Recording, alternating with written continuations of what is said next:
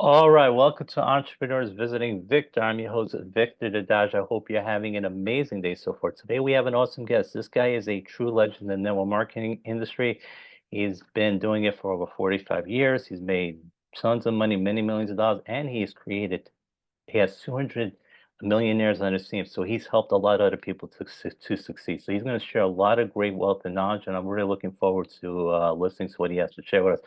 So let's welcome Jeff Altgilbers. How you doing today, Jeff? Great, Victor. Great. We had strong windstorms last night, 90 miles per hour here in the mountains, but yeah, we still got a house, so we're doing good. Okay, I'm glad to hear everything went okay and you guys survived it. So, Jeff, I'd like to get started by asking you to please share your story. How'd you wind up getting into the entrepreneurial field and being a network marketer? Yeah, so it was like I was telling one of the boys that works here around the house. He was asking about my son that he doesn't really like to work. I said, well, at his age, I didn't like to work either.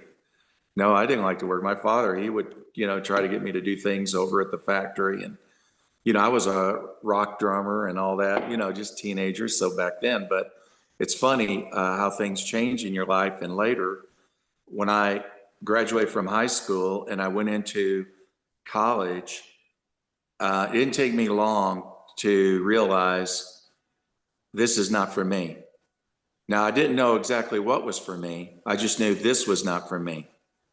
And, none of it made sense to me because I thought, okay, if I get a degree, then I get a job, and then what? And I'm stuck somewhere for the rest of my life. So, and so basically, what started doing it, I started going out and just doing window cleaning. I just went door to door knocking, say, hey, I'll do your windows for $100, and they're, oh, really? Okay, you got it. Back then, we're talking, that was a long time ago, you know, 47, 48 years ago, right? So, but I would do things that way I owned my time. That was important to me, owning my time.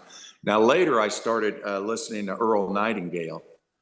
And Earl Nightingale, if no one's ever listened to him, you should do that. But, Earl Nightingale belonged to Conant. He started a company, Conant Nightingale. And so I started listening to that, Jim Rohn, and those became the mentors for Tony Robbins, But back then, like I said, I had a cleaning business. And so I would listen to those cassettes, and my wife then would say, why are you listening to those cassettes? How is that going to help you clean something better? And I said, I don't know. It just makes me feel good listening to it. So I didn't know we call that today. We call that personal development, but that's not what they called it back then so much. It was just feel good psychology, I guess. And so how I developed again. So you asked the question about being an entrepreneur. That was basically how it was, where I could own my time, go out. I had a cleaning business, then I had employees working for me, but I was listening to these cassettes, and it was always possibility thinking. What else can I do other than this? And then, of course, in 1977, I was introduced to Forever Living products. And so that was a guy signed me up. I didn't know anything about it. I bought a case of jugs of aloe vera juice. And I said, what do I do? He said, go sell it. So I did. And then, when I get back with the people, they'd say, man, it tastes terrible. And I call my sponsor. I say, they say it tastes terrible. Well, put it in orange juice, whatever. It's healthy. It's healthy, And so I don't know if you can see it, but on my wall, right by the door there is a payphone booth. Mhm. And so that's just a reminder of those days when I used to put a dime in, and I would call somebody and say, hey, you want to buy some more juice? And so that was how I got started. Wow. No, it's no, thanks for basically in your college years, you didn't know what you wanted to, but you know you wanted to own your time, which is what a Right. lot of entrepreneurs wanted to do. Because usually when you work a regular job, 9 to 5, whatever, you don't own your time. Someone else owns it. And so you start out by doing window clean. You went door to door asking people, "Hey, you want your windows clean? Yeah, I'll do it for $100." And you know some people would say, "Yeah, sure, sounds good." And then later on, you started listening to people like Earl Nightingale. And I definitely love him. He's a great guy. The Stranger Secret. Yeah, I could listen to that Yeah. all day. It's great. I think Yeah. it's influenced so many millions of people. It's a great recording. You can just get on YouTube and listen to it. Some really good stuff. And then your first venture was with Forever Living Products, and someone said it tasted terrible. And your sponsor said put in some orange juice, and it was your first taste. And you mentioned in the back you have that payphone, and when you started back in the '70s, it was a totally different time for this industry for network marketing because you didn't have all these things, these electronic things. You have Zoom, Skype, Facebook, all that stuff. It was basically putting ads in newspapers, calling people up, driving all over the country to meet up with people. So it was a much more difficult time. It was harder to meet up with people. You had cassettes, VHS, because VHS came a little bit later, but it was talk a little bit how it was in those early years because I had some because sometimes people getting started today didn't realize that they have a lot of things at their disposal that you did not have when you were getting started. Right. Yeah. Well said. And yeah, like you said, and we didn't have those things. We didn't have cell phones. We didn't have internet. We didn't have fast delivery like UPS or personal computers. That none of that existed. When I tell that to my youngest son, he just looked at me one day when I said that. He said, "Yeah, Dad, but you had Wi-Fi, right?" You know, so he doesn't get it. So it's hard for people to understand a world like that. And so everything back then we had to pay for, didn't we? So to listen to Earl Nightingale cassettes, you had to pay for that. Okay. Today, no, you can get it for free. Just go to YouTube. Tony Robbins, yeah, you can go to YouTube. The turning point in my biggest career in network marketing was 1993 when I was listening to his cassette tapes, Personal Power. And it was 30 cassettes, a cassette for each day, 30 days of empowerment. And today you can get that on YouTube. It's free. You know, Personal Power Day 1, Personal Power Day 2. It's free. I mean, I remember that that back then it wasn't unusual for us to have a phone bill for $1,000 a month. Today, you could call internet. I just got off the phone with a guy in India just a little bit ago. It cost me nothing, right, to talk to him. And now we can do Zooms internationally and we can see one another and it doesn't cost a thing. I mean, so that's what I'm saying. Back then when we did it, everything cost. And when we wanted to have somebody look at what our company, we would, I mean, didn't you do this, Victor? Mail off a package, fill that, how much those packages cost? I mean, you're talking about postage. If you put a tape in, that's even more, along with the literature. Okay. You could spend $10, $15 on a package. And that's to get somebody to look at your opportunity. Today, you just send a link. Yeah, it's incredible how things have changed. Like you said, you sometimes have phone bills of $1,000. So it seems like back then you really had to be dedicated to make this one work to really stay here in the long run because of spending all that money. And if you're not getting many results, I mean even today people they don't see results, they often quit. But you really had to be very dedicated back then to put in all that money. Like you said, you could do a Zoom call with someone in India and it doesn't cost you anything. So and like I say, you can go on YouTube, watch Tony Robbins, listen to Earl Nightingale, all that is free now, whereas you had to buy cassettes, back then. So it's definitely a much different mindset. So I want to ask you some questions because you wrote a best-selling book called Reaching the Peak, which I read. It's definitely a great read. And what I like is it doesn't take too long to go through it, but you give a lot of share your journey. One of the things you talk about is like for many years you said you treated it more as a hobby in the beginning. You just wanted to make a few extra bucks, and it was like I think around year 13 or year 14 you start to become more serious about it. So you wanted to talk about a little bit what made you change your mindset so you want to become more serious? You treat it as a profession instead of a hobby. Yeah, so that's right. So it was a hobby for many years, maybe 13 years, 14 years, I forget. Anyway, but because I had a cleaning business, so that was my main income. And at that time, I had two major accounts. And in the same year, they decided to cut their expenses. So that meant I had to go. And so for the first time, I had no money coming in. Now, up until that point, yes, it was a hobby. So I like to get together with people, do meetings, um, yeah, do presentations. It was fun. It was great, but I didn't depend on it for an income. And so, but it was extra money. That was nice. But and so when I lost my major accounts and I went into bankruptcy, that's when it came crashing down on me. That now I've got no money coming in. What are you going to do? And at that time, and at that time, I don't even remember if you remember those days, NSA, water filters. I was in that company at the time, and we got some bad press across the country, and a lot of the leaders were bailing. But at the same time, that product wasn't consumable, and I said, I've got to find a consumable. I got to find a product people buy every month. You know, because the water filters that we used to have the puppy dog approach. We go in their house and say, hey, try this, because people didn't use water filters then. Set a water filter on their sink, said, try it for a week. You like it, you could pay me. You don't like it, I'll take it back. It was that kind of thing, you know, and those things would last 3 years, which means I don't have them as a customer for 3 years, right? So anyway, so when NSA got all the bad press, when my businesses crashed at the same time, that's when everything was like, I knew the whole world was just in the pits with me. And so what I did was I just sat on my porch one day thinking, how am I going to get started? I've got to find a company. Well, I found a company, and but I didn't have any money to get started.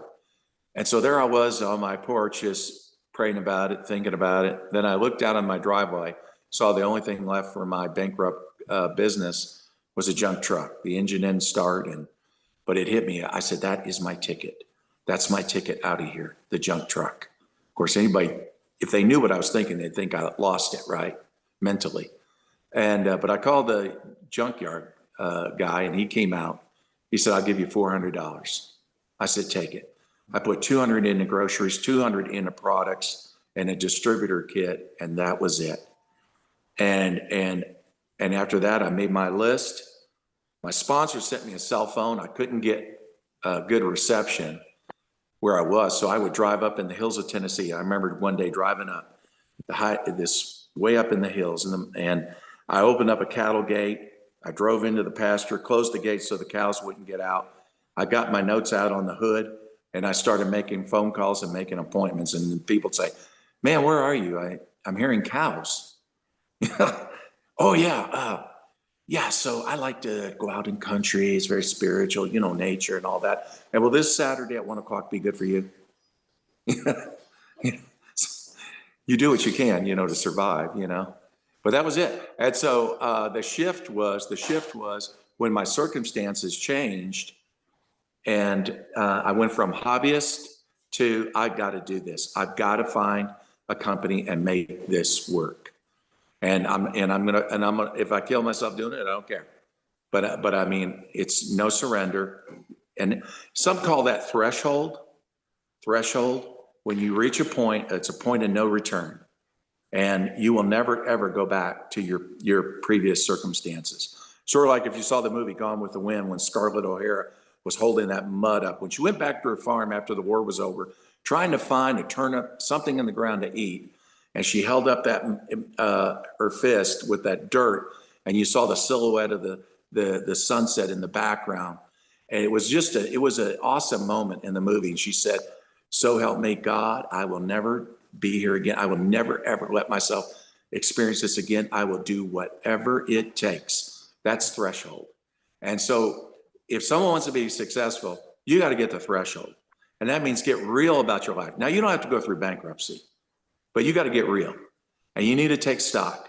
You know, if you lost your income today, how long would you survive? How long would you be able to pay your bills and live and all that? And for most people, it wouldn't be more than 30 days. No, and that's true. And I don't think a lot of people think about their future. They just think, oh, I'll be okay. But you just never know where something may happen And you That's may right. lose jobs. It's been happening for years now. A lot of people being let go, and it's still continuing. So you just gotta, and like you said, if you gotta let go, how much do you have as reserves? Can you live 1 or 2 months? That's not. Yeah. That's a pretty scary thought. So Today, especially, it's scary. yeah, Yeah. and that happened to you. You got let go, and then you were, for many years you had money coming in, but now you do not have that steady money coming in. So basically, you reached that point of no return. You tried a different business. You tried NSA, but they got bad press. And eventually, you said, "How can I, find a real company that's going to really work for me?" And you did find one, but at the time, you were struggling with money. So, and that's a common excuse a lot of people use, but you started thinking, where can I come up with the money? And then you were lucky, you saw this junk truck of yours, and you're saying, hopefully someone will give me some money for it. And this junk dealer offered you $400, and you said yes. And you spent $200 on groceries, $200 for a distributor kit, and you got going. You started working on it. You had reached that point of no return, that threshold you were talking about earlier, and you did everything you can to make it work. Unfortunately, where you were, you couldn't. It was the reception wasn't good, so you went to the hills, the mountains, in that part of Tennessee. He started making calls, and people heard these cows and other animals. You said, "Oh, it's more spiritual," but you made the call. Say, "Hey, can I meet up with you this Saturday?" And you just kept making calls again and again and again. So one thing your story shows is that it's not your situation that determines it's what you do with that situation. Because Mm. you were basically at the point you were pretty much bankrupt, but you found a way to get some extra money. You started that business, and all these years later, now you're an extremely successful person. So a big part is that drive, determination. You hit that threshold, and you were going to make it work no matter what happened because you didn't want to go back. So definitely some really good stuff there, Jeff. So another thing you talk about, let's talk about some of the other things you did to make yourself be successful. You mentioned in the book that one thing you need to do is get comfortable talking to strangers. Now in this industry, all the successful people do that, but for a lot of people, it's very hard. They're afraid to talk to strangers. They're afraid of being rejected. They don't know how they respond. So, how are we able to become comfortable talking to strangers, and what would you recommend to the people listening to this interview? How they can become comfortable? Yeah. So that's it. I mean, because I had a man one time call me and say, I'm interested in this business, but I don't like people. Now, I remember another person saying, this business would be great if it wasn't for people. So, so here's the thing. Uh, I think probably the Bible of network marketing would be Dale Carnegie's book, How to Win Friends and Influence People. That was a book that was most helpful to me. That was a book that I pretty much just put in practice the principles in when I got around strangers, right? You know, and that was it. It was because you got to get people to basically like you, right? But the only way you can do that is if you show that you have an interest in them, that there's something about them that you like, and you take an interest in them. If you take an interest in them, then they take an interest in you. But they're not going to take an interest in you first. So that's the thing. So the thing is, I was talking about this in Ecuador last week. I went to Quito, this city, and there were 400 people at this event, and I was talking about this thing that, the funny thing about people in social media is most people in social media are not social. That's the joke of it, right? And so, but if you want to be great in network marketing, you got to be a very good communicator. But Dale Carnegie's book will help. But it's like I told the people there, I said, you women are better at it than men, okay? I said, for example, a woman can stand in line at Starbucks and look at another woman's shoes and say, oh, I just love your shoes. Where did you get those shoes? If a guy says that to a guy, that doesn't work. That doesn't work. Okay, guys got to get more creative. They got to be like, hey, who's your ball team this year? If it's baseball, it's baseball. If it's football, it's football. But you kick off the conversation, and then it's and I teach people that. So you have these very short moments with someone you connect with in public, and you say, hey, I enjoyed our conversation. I don't know if I'll ever see you again. Are you in Facebook or Instagram? Oh yeah, yeah. Why don't we add one another and stay in touch? So that's great because now you got leverage because when you engage in their content and you send them a message, They know who you are. Oh, that's the person I met at Starbucks. Well, we had an interesting conversation. That's a whole lot better than getting a message from a stranger, right? That you've never met, you don't know. So I'd say that here's the thing that everybody needs to do. Just understand some people you practice on, other people you'll sponsor, but it's never a waste of time. And you get paid on your nose. You get paid on your nose, meaning that even when somebody says no, it doesn't matter because it sharpened your skills when you were prospecting them. And who knows, the no may really be a not yet. And for many people, it is a not yet. So it's never a waste of time. I look at it as all one work. If you go into a job, you might interact with different people. Some you enjoy, some you don't enjoy. But you still get paid, don't you? And so the no's, the yeses, the no's, the yeses over a period of years, it doesn't matter. It's all one work. You get paid on it anyway. So I get paid on my no's. That's my attitude about it. So I'm not worried about a no. So the thing about it is, for people that are working or struggling in that area, get the book, How to Win Friends, Influence People. Start practicing on people. I did my brother once. Matter of fact, I laid out a printout in front of him showing all these people in my downline. And he told me, he said, don't you try to get me in that. You're not going to get me on that. And I laughed at him. I said, oh, brother, you got it all wrong.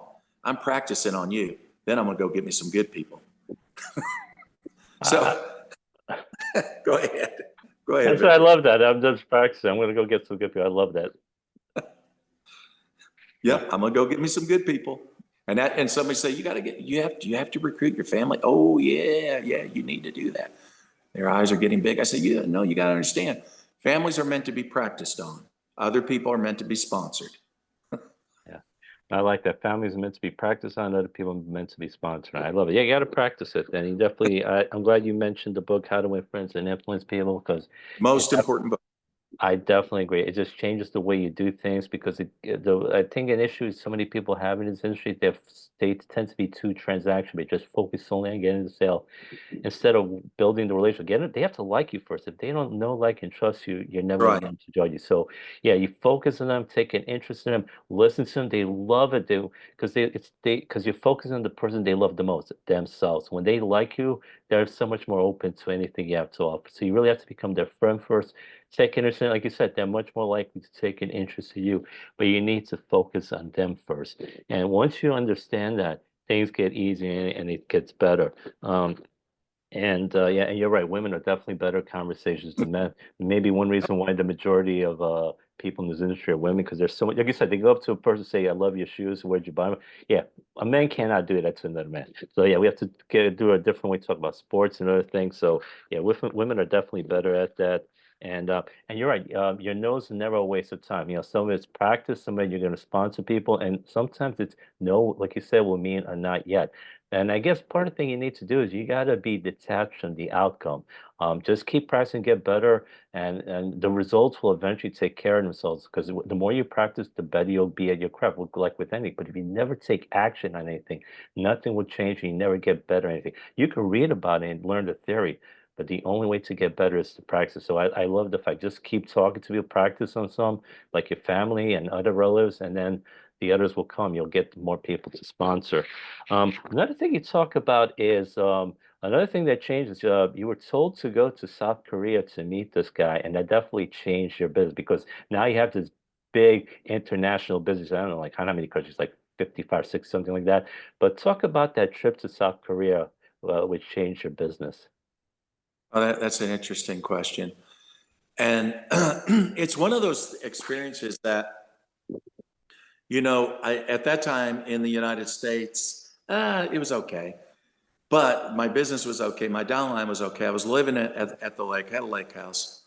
Life was good, right? And but still, I knew, I think at that time 10 grand a month, and I thought, but yet you'll never get wealthy on 10 grand a month, I said you have got to find a team, and so the economy was great. Americans were comfortable. What I've learned about network marketing is When times get hard, that's generally when people are open and they're looking. When times are great, they'll buy your products, but a lot of them may not engage in the business. And so I was looking for people who really want to engage in the business. And then I thought the company announced that they were opening in Asia. First country was South America. And I thought, wow, not South America, excuse me, South Korea. And I thought, South Korea, gosh, I've never been anywhere. I mean, I had a passport just to be cool, you know?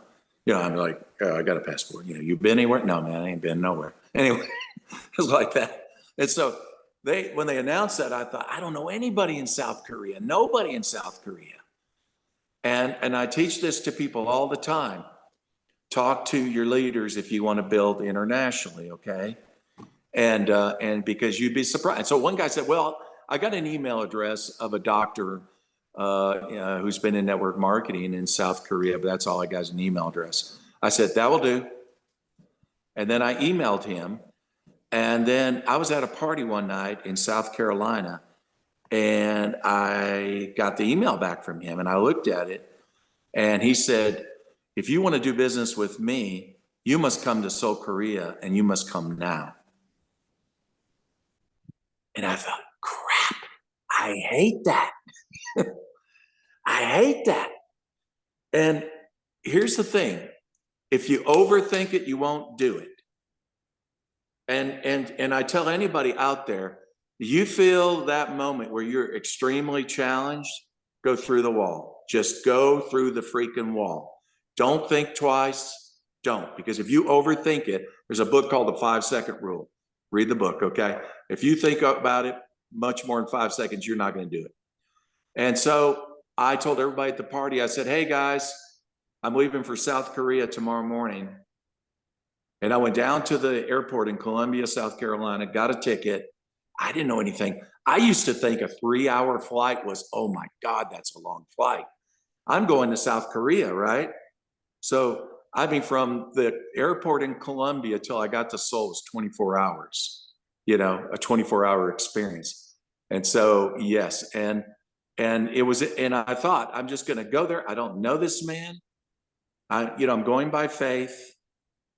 And I don't know this man. I'll probably be here a week. And I was there a month. That's how long I was there. I got in his car. When I first met him, he had those round spectacles on, a very serious look. He graduated from Seoul University. He was an intellectual. And so he didn't know me. And he started hitting me with a lot of things. And I said, John, because he had an English name, John. I said, John, I'll be glad to answer your questions, but here's what I want to do. And this goes back to the book, How to Win Friends and Influence People. I said, what I'd like to do tonight, our first night, I'd like to go out to dinner with you, and I'd like to get to know you as a person. Would that be okay? And then tomorrow we can talk about all these questions. But let's get to know one another first. And he just looked at me and said, okay. And by the end of the night, we were best friends, which put me in a better position the next day to answer his questions. Yeah, but I was there a month, and then I got in his car, and we went all over the Korean peninsula, going town to town, city to city, doing meetings, and he's translating for me. And I'm thinking, this is crazy, man. I'm just a country boy from Tennessee, and now I got this doctor, this medical doctor, that graduated from Seoul University, that I'm running around with, and I'm building a business in South Korea. This is totally nuts. Yeah. Wow, that is awesome. And the guy just messaged me email and says, "You want to do business, you got to come fly out to see me, and you got to come now." And like you said, Yeah. a lot of people probably in your position would have, like you said, they would have overthought and says, "Nah, I just can't do it now." You didn't do it. You just headed out. You got on a plane there. You flew out to meet him, and by the way, you mentioned the 5-Second Rule. I agree. That is a great book. Um, Highly recommend it as well. And then you met up with him, and he started asking these questions. But you said, let's have dinner first. Let's talk about things. And then you applied the principles of how to win friends and influence people. The guy really grew to like you by the end of the night. And you wound up actually spending a whole month there, and then you guys spent the next several weeks just driving all around the Korean Peninsula and talking to all these projects, all these people. And apparently, he was a medical doctor, I'm sure, who had a lot of people who looked up to him and trusted him and respected him. And all that changed because you took that first step to fly out there, meet with him. You got him to like you, and you made that decision. You didn't overthink it. And from that thing, from that one decision you made, you just grew this big international business. So yeah, like I said, you didn't fall into the trap of analysis paralysis, which stops a lot of people. So you took the chance, you took action on it. And look, at the very worst, you would have had some good Korean food, things that work out. But things did work out. You wound up spending a month there, which you did not expect at all. So you just never know. You got to take the chance sometimes. And now you have business all over Asia. So it's definitely something everyone can learn from. Don't be afraid. Don't overthink. Sometimes you're just going to make that decision within 5 seconds, because a lot of times you overthink, you won't take the necessary action. Another thing I want to talk about is follow, because you share a story about this woman who sent you this VHS and these papers, and you were waiting for her to call you to get you in, and she never did. You waited and waited, then you contact someone else in the company, and that one decision apparently cost them millions of dollars. So it's a very expensive not following up. So you want to talk a little bit about what following up and how much it can cost you. It can cost you if you do not follow up, because that happens to a lot of people. Yeah, so going back to when I was bankrupt and I was looking for a company. Back then, network marketers would advertise in USA Today. And so I answered about 100 ads. And out of 100 ads, only 10 people sent me any information, because that's what they did back then. They sent you information, right? And and so I saw this, I opened this package of VHS tape, and it was about a weight loss product and a cleansing tea. Anyway, I popped it in the VCR, and in the tape, all these people were crying, because how fat they were, and how horrible it was being fat, and and I just started laughing because I thought, well, that's a goofy tape. I said, but if that product works, I'm interested in that. If it works, that's all I care about. And but then the application was in that package with the ladies. She signed it and all that with her information as the sponsor. And but I waited. I said, okay, I'll give you 1 week to follow up. And a matter of fact, I was working this guy had this business, and he was my downline, and he allowed me to have an office space there. And so anyway, I even requested the package in his name. He said, "Why'd you request it in my name?" I said, "Because I don't want him calling me. Let him bug you, okay?" And so, but I keep asking, "Did she call? Did she call?" No, she didn't call. Did she call? No. A week went by. I said, "Okay, you're not going to be my sponsor, because if you can't follow up, you can't follow through. You're not going to be involved in my business and what I do. And I've been signed up before, and I'm not going to be signed up by people who aren't going to appreciate me and put that time in." So I remember calling that company, and I said, "I want the phone number of your number one income earner." And anyway, they gave me his phone number. I called him up, and he said, "Well, I'm not taking any more frontline people." I said, "Well, too bad for you, right? Wow, you just lost a lot of money, didn't you?" And when I said that, and keep in mind, I was as broke as could be. And when I said that, he said, "Okay, I'll take you." It was like that. I love that. Number one, yeah, you made a good point. That you gave that lady a week to follow up with you, and she did. And you said if she can't follow up, she can't follow through. She's not going to be there to support you and help you Mhm. succeed. So that's very telling. So I don't blame you for looking for someone else. And you asked for the phone number of the no one earning the company. You reach out to him. He says, "No, I'm not looking for any more frontline people." And you said, "Well, you just lost a lot of money." And then he changed his mind, and like you said, that was very daring of you, because at the time you were struggling, you were broke, but you did it, and as a result, he took you on. So, though, yeah, again, there's another example. You took action. You called and you said, "Hey, you're gonna lose a lot of money if you don't take me." So, and that's a big difference between the people who succeed and people who don't succeed. Now, one of the other things that you've accomplished, and not just making yourself successful, but you have, I believe, 200 millionaires on your team. So you've helped a lot of other people succeed. So I think one of the things in this industry people don't realize is to become successful, you have to make a lot of other people successful. So you might talk a little bit about that. The importance, like, this is a win-win issue. You really need to help other people succeed, help them build their own organizations to become more successful. Yeah, that's right. So,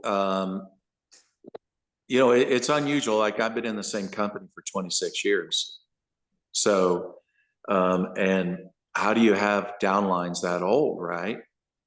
Because, it's amazing. You develop these friendships through all these decades of time, and then, and it's just amazing. But the thing is, how you create downlines, or how you get a team to last 26 years, is that you've got to do tap rooting, what we call tap rooting, and that is tap into the minds of people that are in your team, find out who they know, and basically you're working through your leaders to find better leaders. And when you get those better leaders, you work through those better leaders to get better leaders, and you keep driving that, and keep meeting. Like I said, I was just recently in Ecuador. One of my leaders in the Dominican Republic said, "Would you please go to Ecuador? We really need you there." And I'm like, "Oh, is it convenient? No. Am I really excited about hopping on a plane, going somewhere right now? No. But it really doesn't matter. I've never, I'm like, listen, this is what we do, right? And I'm like, okay, somebody needs me in Ecuador, I'll go to Ecuador. And before that, a month before that, I was in the Dominican Republic doing 2 city meetings over there, supporting a leader. And I do it on Zooms too. So, it's like, so when we talk about that, it's like one lady I sponsored in Canada, and she wasn't really moving. And so, most people would say, well, they're no good. She's not going to do nothing. And then that's the end of it, right? But that's not the way I work. Okay, so what did the book Think and Grow Rich teach us? That more gold has been harvested out of the mine than out of the mountains. So we got to get good at harvesting gold out of the mines. What I want to know is, who do you know? Now, that person may not be good, but who does she know? And so I remember that woman in Canada. I said, Linda, you've been in network marketing before. Give me one name, one person that you highly respect that you think is awesome. And she said, well, I already talked to her and she's not interested. And I thought in my mind, of course, if you talk to me, I wouldn't be interested either. I said, what is her name? I wrote it down. What's her phone number? I wrote it down. I called her up and I said, hey, and I told her, I said, Linda talked about you, how great, how awesome you are. Again, I'm applying the principles of how to win friends and influence people. You're great, you're awesome, and all that. I would love to have lunch with you. If you give me that opportunity, it'd be great. So she said, okay.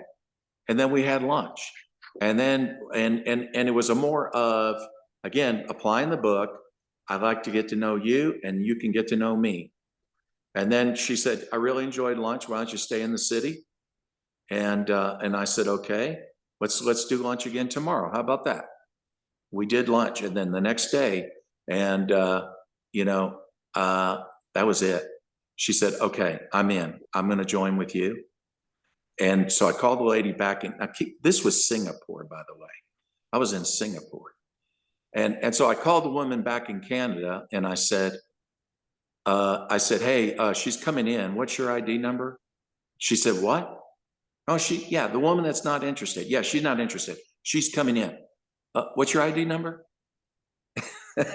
and interestingly, that woman, and this is a lesson for anybody who thinks, oh yeah, Jeff, you flew to South Korea and you had the money to go to South Korea. Most people don't have the money. No, here's the thing. You got to learn how to use your upline, develop relationships and with your upline. Okay. When you know the itinerary of your upline, when they're going to a country and all that, and you know that, you should be hunting in advance to find people in that country to get that person to support you. And that's what I did for Linda. And I did that for Linda on another leg that she has, another team. And here's the truth. For the last 22 years, 23, 24, maybe, even, I lose track of time. She'd been sitting on a farm in Ontario, just collecting money, living on a farm, living her life. She didn't go to those countries. And yet the majority of her income comes from international markets. Wow. Definitely some good stuff there, Jeff.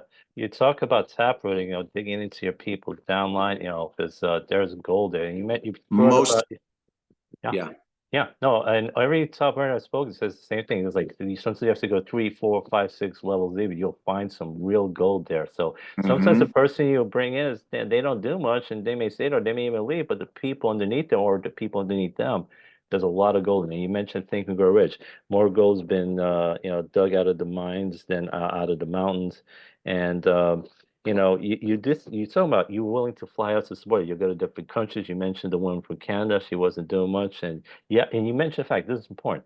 She may not do much, but you know what? She knows people. I think they say on the average, every person knows at least 250 people. So they may know someone who might be a rock star, or someone's gonna be could be very successful joining the biz. So you asked her for someone's name.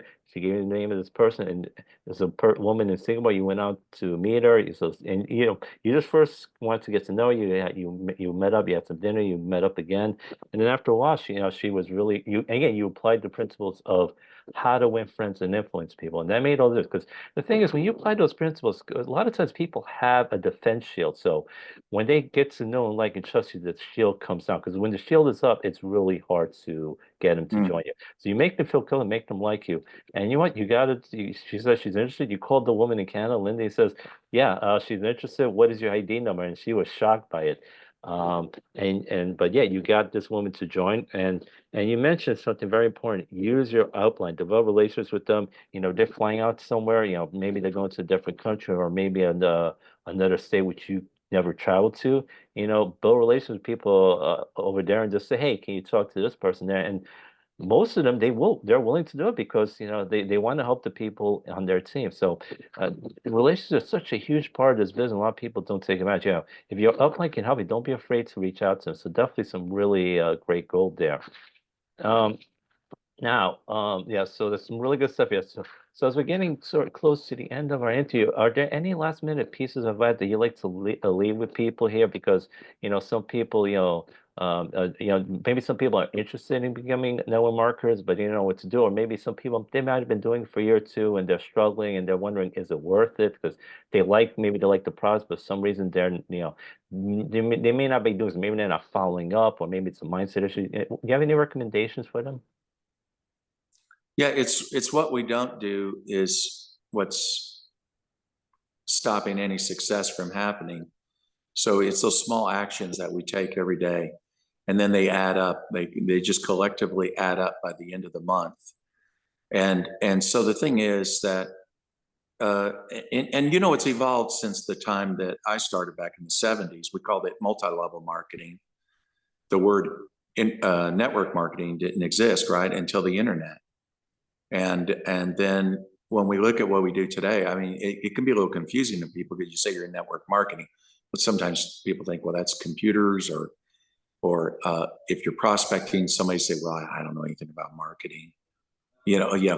So I really love the fact that social media has changed a lot. It's there's a bad side to it, that's for sure. But there's a good side to it, and that's what I like to focus on. And it's a tool. That's all it is. It's simply a tool, one of our tools in our toolbox. But really, what we do today is social networking. Because when I'm out in public, I want to be social. I'll push myself. I'll say, okay, Jeff, come on, come on, engage. Let's see you do it, because you can't get rusty with this, okay?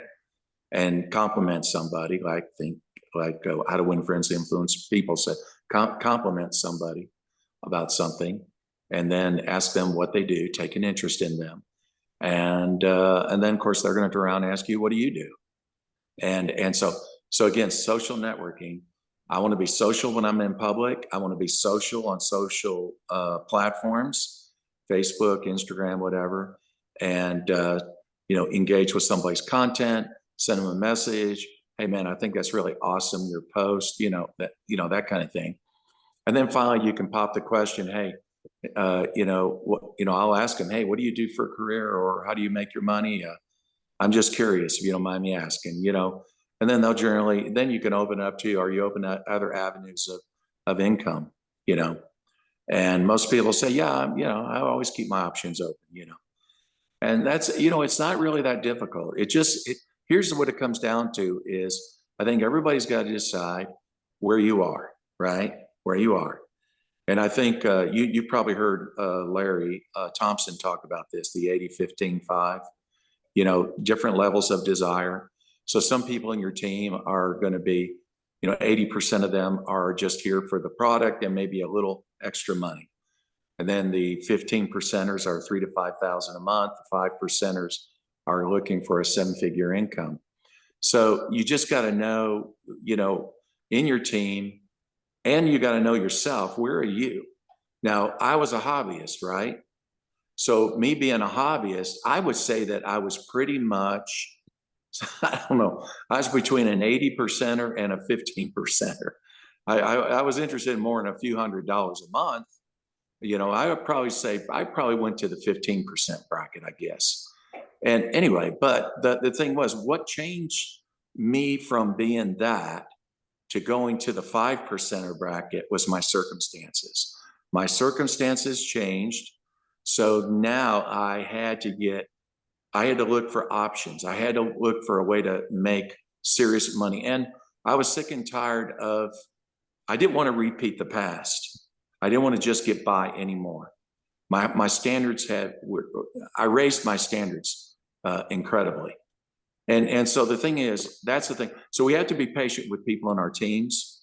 And that is just, they are where they are. Have a culture where you welcome them, and don't reprimand them for being who they are. Welcome them, make them feel warm and fuzzy.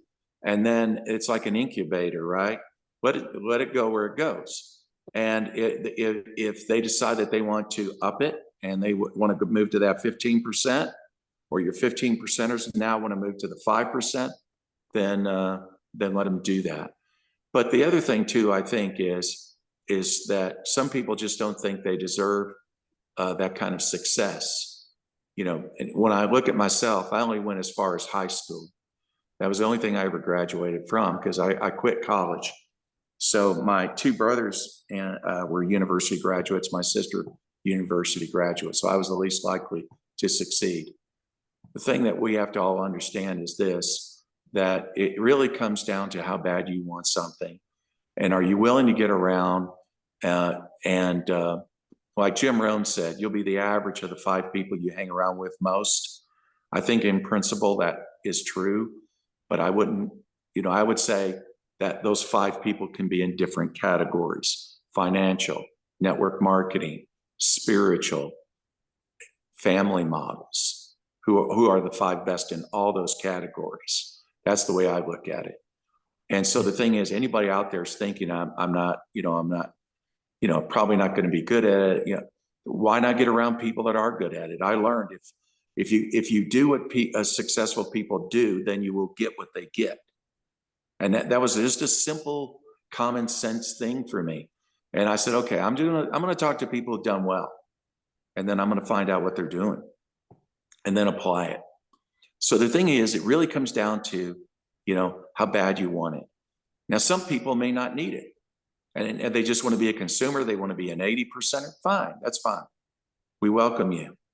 But I'd say keep looking for those people out there, and they're out there now, because when we look at inflation, where it's at now, I mean, it's crazy what things cost today. Totally crazy. That's affecting people. Some people think, well, then they won't be able to afford the products, therefore network marketing is not an opportunity. No, wrong. You go back to the 70s, Jimmy Carter was the president. Our economy was the pits in the 1970s. It was horrible. I couldn't find work hardly. And that was when I joined FLP. That's when Herbalife started rocketing. Other network marketing companies started rocketing. They rocket when times are bad, not when times are good. So I'd say this is the best time because people are looking for options. So just keep looking for those people. I have one man that was I know we got to go, but one man that was a Facebook friend. I all of a sudden I got an email from the company. This guy signed up for me. He's in Hungary. I thought, what? I don't what? Hungry? And so I went into my Facebook. I typed his name. Is this guy my friend? Yeah, he is. Oh, okay. Check Facebook Messenger. See if you ever had a conversation. Oh, we did have a conversation, but the last conversation was 6 years ago. Oh my gosh. So I messaged him. I said, hey, did you sign up under me? Yeah, I did. I said, okay. He said, yeah, I keep following you. I keep following you in Facebook because you keep posting stuff. And so, long story short, so my wife has a position, so I just moved him under my wife because she needed somebody, right? Anyway, and so I get on a Zoom call with him and I said, let's just talk about this. I said, so, and so I said, what do you really want to do? And he said, I want to go big. Okay, big. Okay. I said, okay, then get some of your core people on. Can you do that? Can you think of a few? Yeah. He gets 4 people on. You know, one's from Spain, another person in Hungary, another, anyway. And so we all talk about it and they said, well, why should we join your company? And I said, okay, I'll tell you why. It was that kind of thing. You know what I mean? Same thing you would do, Victor. Anyway. And so after that, they said, okay, we're going to talk. We'll talk to you tomorrow.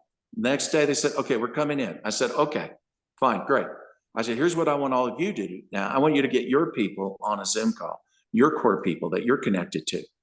They had 28 people on the call the next day, right? And I'm just saying, and they were like, okay, what, and I did just did a PowerPoint and boom, boom, boom. And that was it, man. They're off and running. So here's my point. My point is that never give up on people. Understand that people are watching you. They watch what you post. They don't forget you. And go back to those previous conversations that you've had. Go into your, we at GoPro Mastery with Eric Warrior, we had about 6 months ago.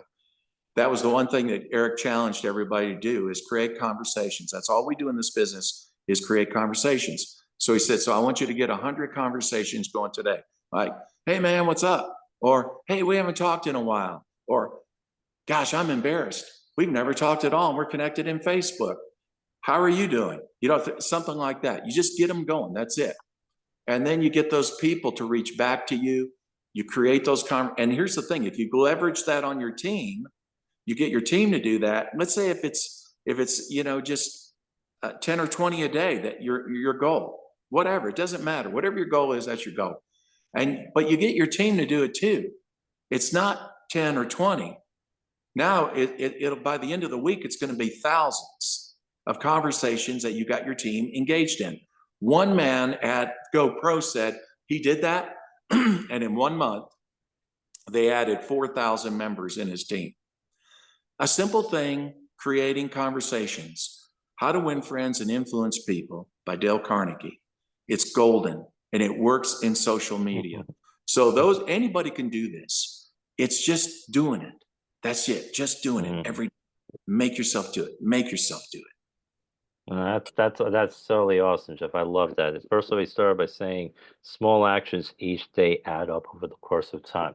There's a compound effect, and that's the power of consistency. People don't realize that. A lot of people know, they've heard of that. If you double a penny every single day for 31 days, you get $10 million. But what a lot of people don't know is if you do it every other day, at the end of 31 days, at the end of 30 days, it's $163.84. Isn't So that something? that's what lack of consistency can cause. It doesn't seem like much, but it adds up, or in this case, it detracts from you. So so with compounds, you double, you get like 30 days, 5 million, 31 days, 10 million. Double every other day for 30 days, you get $163.84. So you talk about being social. Totally agree with you on that. It's like network marketing. What's the first word? Network. You have to build your network. You have to talk to people. You be very social, comment people, reach out to people. And you're very good at it. I can tell you. You like people's posts. You engage on their posts. You message people. You're really Yeah, I good. would like to see what you're eating. Yeah, yeah. Whenever I read you, you comment on a lot of my posts. I definitely pay attention to that. It's one of the reasons why I like you, Jeff, because yeah, you definitely, I really enjoy talking to you. I love your posts, and yeah, yeah, I feel appreciated. You know, you apply to friends, how to win friends and influence people. You take an interest in the things that I do, so I can tell you, it definitely works. I definitely love talking to you, Jeff. And you mentioned the 80-15-5 rule from Larry Thompson. Yeah, and you said, yeah, don't get angry at the 80% that don't do much. They just might have a distributorship. They'll pay whatever the $50-$100 a month, because you never know. People have circumstance changes. On the average, someone has a major event happen every 4 years. Could be death, losing their job, divorce, whatever. It happens. And then there's like, I lost my job. You know, you're still doing that thing you were doing. You know, 3 years ago they were not interested, but you kept in touch with them, and then they're interested, and so be happy, because if you ignore them, they may get, upset. They may leave you and join another company. So make them feel welcome, make them feel happy. Same thing with the 15%ers, and of course definitely with the 5%ers. But yeah, make them feel they're a part of the community. You care for them, you love them, you appreciate them. And you just never know, things can change, because the situation can change 5-10 years from now, and they say, I'm really ready to rock my business now, help me. So I love that. um yeah, and basically it's saying, how bad do you want? Are you willing to do whatever it takes? And you gave some examples from your life story, how you're willing to do whatever it takes. So, and that's why it's made a difference in your life. And you mentioned the average of the 5 people from Jim Rome. You said it could be people from different areas. It could be financial, spiritual. So it could be leaders and all. And it has to be all from the same industry. So that was I like that point. It's something to keep in mind. And you mentioned surround yourself with successful people, learn from them. Tony Robbins likes to say success leaves clues. Learn from them, and then that'll definitely help you out a lot. And you mentioned how this guy joined up, and you have this guy in Hungary. You got this notification. You don't remember this guy, but you found out later he was a friend of yours on Facebook, and you had to talk to him in 6 years. But people are always watching. You just never know. A lot of times, people may not even be commenting, but they're watching. Sometimes they don't want people to see that they're liking and commenting your post, and then out of nowhere, like with this guy, he joined you, and then he got you got on a call, and then he got 4 people on a call, and then the next day those people got 28 people on the call, and everything just mushrooms. So you just never know. Be consistent, put on the value, and don't worry if you don't always get the likes. I know people get lots of likes, don't have a lot of business going. I know people getting 10 likes a post, and they're making 6 and 7 figures every year. So the important thing is, like you mentioned, people always want you. You just never know. Some people may take 4 or 5 years, but they're saying, I just love what you're doing. I'm ready to get started. So be consistent, like you always say. That is so important. And again, don't give up on people. So Jeff, you share so much great value here. I want to thank you so much for being on the show. It's a real pleasure. Great. I enjoyed our conversation. And again, I want to recommend the book, Reaching the Peak, on Amazon. It's a great read. You'll definitely learn a lot about his story, and just about the industry as well. And Jeff, if people want to get in touch with you, what is the best way for them to contact you? Facebook. I said to my youngest son, do you think I should get on TikTok? He said, no, Dad, stick with Facebook. That's for old people. I love that. Thanks so much, Jeff. Really appreciate it. Have yourself a great day. Thank you.